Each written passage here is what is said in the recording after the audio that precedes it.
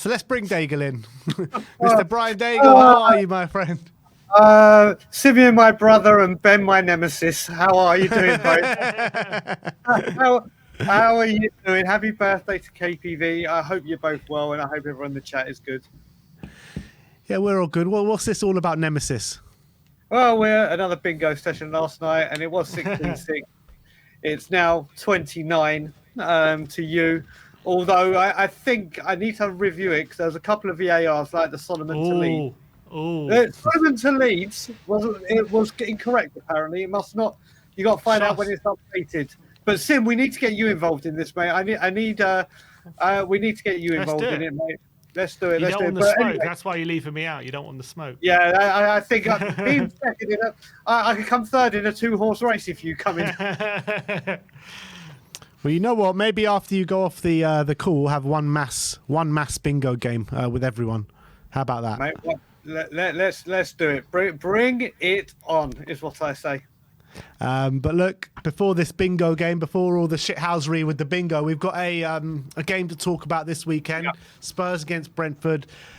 I mean, it's a must-win game already, Brian, isn't it?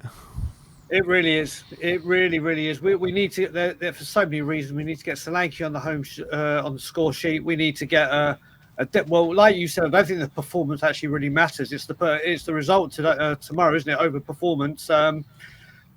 We need to just find a formula that the players that we currently have can all play a part in. I was actually saying yesterday, if I could make one tactical switch, I'll ask you two, if you could make one tactical switch, whether it be formation, whether it be style of play, whether it be anything, what would you, if you could tweak anything, just one thing? Obviously, we know Ange probably won't. But for me, like people have said, I think I would put Spence right back and Porro advanced, just because we've seen and we've all spoken how Solanke hasn't got the service. The one thing Porro will do is give Solanke service. So if I could make one tactical switch, if I was Ange and I could make one tactical switch, I would do that. What about you two? It could be not inverted fullbacks. It could be if you could make I one think that's what I would do, Brian. I think I would bring Sonny more on the inside and have Doggy go on the outside a little bit and get Son in those areas that we know he can just polish them off for fun from 25, 35 yards out. I think that's where we need him. What about you, Sim? Yeah, that's probably what I was going to say. But maybe I'm trying to think. What would I change? Maybe just for tomorrow, I'd match up Brentford's back three and just make sure we're matching them for formation so that we're not getting hurt in the transitions. But I think in general, yeah, I think moving Sonny more inside, I think would be the main thing I'd look at the moment. That's not a bad shout as well, because I can't. Has he this season once cut in and take it? Has he actually cut in once on that left-hand side and pinged one in like he did against? Whether it went on target or not, we haven't seen that Sonny really, have we? Whether it's been told to do that out and hugging the line or whatever, he's just not done that, has he? That is the system, right? The system is for the wingers to be far out wide, tugging that touchline and stay wide. So It doesn't get the best out of Sonny. That's my biggest issue with it. Yeah, I mean, we need to see that Sonny, because that Sonny is electric. Don't get me wrong, he was brilliant against Everton, wasn't he? He was fantastic. But as we all say, that was a very, very weak Everton team. And we need to see, I just want to see him taking some more shots, because we all know how lethal he is as a finisher anywhere on the pitch, but especially outside the box. And we have I saw a stat, someone put a stat the other day that apparently we're in the top 3 in Europe for winning possession in the final third. Mm-hmm. And the source that released it, ironically, is someone called Who Scored. And I was like, well, yeah, that's the answer to the question, isn't it? We're winning we're winning the possession, but we're doing nothing with it. And we've got to find a formula to get our forward line pumping. And Odegaard being out's massive, isn't it? Yeah, it's gutting, isn't it? And in terms of the actual game, how you're seeing it playing out, like in terms of a team we want to be facing in our current moment, we're currently struggling against teams who play low blocks, who are very defensively organised, maybe set pieces, teams who play on the counter attack as well, and that is just Brentford to a T. So how concerned are you that we are coming up against a team pretty much tailor-made to battle against our biggest flaws? Well, if we look, I look at it like you'll know when we were talking about when we were looking for a manager before Ange came in. Thomas Frank was my guy. He's the guy I really, really wanted. I think he's so underrated. And one of the best things he does is he does change formation and very tactically aware of what's going on. And if you look at our recent performances against Brentford, obviously we beat them at home last season with the whole Mopay Madison Dart thing. But then we drew in Ange's first game. And then we lost 3. So Brentford is not an easy fixture for us. And we drew 2-2 after the World Cup. We've won once in our last 5 games against them, Brian. Well, Thomas Frank seems to, and that's over 3 different managers. Yeah. In all honesty, so you can. I hope that we can get the 3 points. 3 points is desperately needed. And like you two said at the beginning, I think tomorrow the result. And how it doesn't matter how we get it, that is more important than the attacking free flow or whatever it is. We have to go for the jugular, and we just have to get this job done. Does Basuma come straight back in for you? Are you happy with what you're seeing from Bentancur so far? Do you know what? And I saw people saying it after the game. For setting up Johnson for that goal, he looks better further up. I don't think he is a 6. He can play there, but I don't think he's the 6 we need. And obviously his ban is obviously going to be coming. I don't know how quick the FA or whoever meet to actually give the final verdict. We need to start getting ready for life without Bentancur. And a home game. And like you, Ben, I was I've been very critical of Basuma, his performances and the off the field activity. But since he's come back, it does seem like he's got his head in the right place, doesn't he? And I think he has to come in. I think he absolutely has to come in. The big one for me is I actually think Bergvall should start. Instead of who? Mate, I would actually start him ahead of Madison. I really would. But who did you say your midfield 3 was in the predicted? Bissouma, Madison, Kulusevski. I'll take Madison out. I'll take Madison out. Would you toy with the idea of putting him in Kulusevski's spot and putting Kulusevski on the right? Oh, decisions. It depends. Ben, we spoke about this. It depends what right Kulusevski we're getting. If it's the one that's tucking in, it's an option. If it's the one that's being asked to hug the touchline, hell no. Because I just don't think... I think, like Simeon, I think Kulusevski's been our best player. Yeah. Alongside, I would actually give Porro a mention as well. And I think Kulusevski is a huge threat for us more centrally. And I think if we push him out wide to just fill up a position, we're taking his core strengths and what he's been brilliant at helping us do. So for me, Kulusevski has to stay central. I think Bergvall's actual preferred position is the 8, isn't it? Not the 10. Yeah.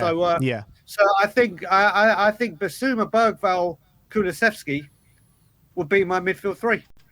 You're looking at all this criticism coming Spurs' way at the moment, and it's, after the Coventry game was definitely warranted. But obviously the form and the results are nowhere near good enough over a long stretch of time. But if you're looking at this season alone and the performances that we've put into the results that we've got, in my opinion, the performances don't deserve the results that we've got so far. Do you think people are going a bit overboard at the moment with this criticism of Tottenham? Do you know what I think it is as well? But I see from a lot of people, whether it be on social media or people in group chats or whatever, they're not basing it on this season, and I can understand why. They're basing it on like the second half of last season, and then these stats keep coming on about how many clean sheets we've kept, whatever. So I think a lion's share of this isn't basing it off the 4 league games and 1 Carabao Cup game. I think they're basing this over a longer time. But if they're basing it solely on this season, the possession and everything hasn't matched but we haven't been able. Our front line is a massive issue. I think if that front line can click, if we can find the right recipe, the right formula to get that front 3 going, I think we'll be absolutely fine. But how many games, like you said, you kind of, if we had 1 game a week again, you could experiment on the training ground, couldn't you? And say, right, let's chop and change and see what. But the games are coming thick and fast, and like you said, take Europa out. The games coming up, especially the away ones.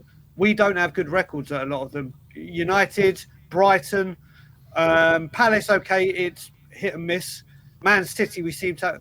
these games are coming thick and fast. You don't have as much time as we had last season to experiment on the training ground. You've got to get this right before you get punished. And we just keep getting injuries up there as well, don't we? How can we do it? I mean, the fact that I said a while ago, Odegaard is massive and miss for us, isn't because of how brilliant he's been. It's been how lacking we are in that position. Mm. And so, if you're looking at tomorrow, who do you think will be our most important players if we try and getting the win? Who do you think will be the ones that are going to have to really have a good game if we're going to win? Well, if we're going to win, we need Solanke firing. So I would say Solanke immediately because we need goals. But I'm going to put my neck out and say if Bergval's to start, Bergval, because he just looks when he comes on, whether it be 15 minutes or the tight. Yes, Coventry had a lot longer and they were playing a weakened side. He just seems like he wants to get forward. He just seems like he wants something to happen. And he's been. I mean, Coventry was magnificent. And obviously the reception, he got booed like Lucas Moura did against Man U, didn't he? He's certainly having an impact. So if I was to say him not being there, I'm only going to say Solanke because we need our £65 million striker scoring goals. Yeah, are you worried about Solanke at all? Are you seeing things that you're happy about, or like where's your head at with Solanke right now? So first of all, obviously he's come back from the injury. I thought he would have gotten the score sheet at Coventry. I thought this would have been the game to get him a goal, get him pumping and get him off. Leicester, he had a couple of opportunities, keeper saved. But what I did like with him at Leicester was his hold-up play, his running off the ball, his hold-up play. Everton, he was out for Everton and Newcastle when he came back for the filth. Obviously missed that opportunity where he should have. I still don't understand why he didn't take that shot on, whether it was a bad touch under his feet. But the main thing with it, we just can't get the service to him. And when we do get the service to him, there's like 4 defenders around him. Or sorry, 3 off at midfielders, whatever. So we just need to get him on that score sheet. If we were whipping in deadly balls and he was just missing goals. But Ian Wright used to say, or Shearer used to say, if a striker's missing opportunities, that's fine because they're obviously getting into the positions. But it's not even him getting into the positions. We can't get service to him. We can't get service to him, but hopefully once he gets one, then we'll be up and running. So am I worried about him? Not really, because we haven't given him the service. If this had been 10, 11, 12 games in, then maybe you got like, what's going on here? But it's far too early for me to start getting on Solanke's back. Brian, score prediction. Oh, it's going to be a tough one. I'm going to go for a very, very shaky 2-1 win for us. 2-1. Everyone's going 2-1 today. I went 2-1. Sim went 2-1. Now you're going 2-1. Yeah, I think we'll go 1-0 up. I think we'll go 1-0 up. Then they'll get an equaliser at some point, and then it'll just be a bag of nerves, and somehow we'll sneak a winner. Is Solanke going to score it? Yes. Why not? Let me just go. Do you know what? Let me just try this blind optimism and this absolutely blind positivity. Absolutely, he's going to get both. Love that, Brian. Good to speak to you as always. And look, on your bingo form on We Are Tottenham TV live on the show hasn't been that great. So let's see what you can do now. See, this is why you're my nemesis. You say stuff like this. Now I've got to perform. For God's sake. Okay, it's on. I will speak to you later, everyone. Have a great weekend. See you later, mate. See you, Brian. See you later. Can you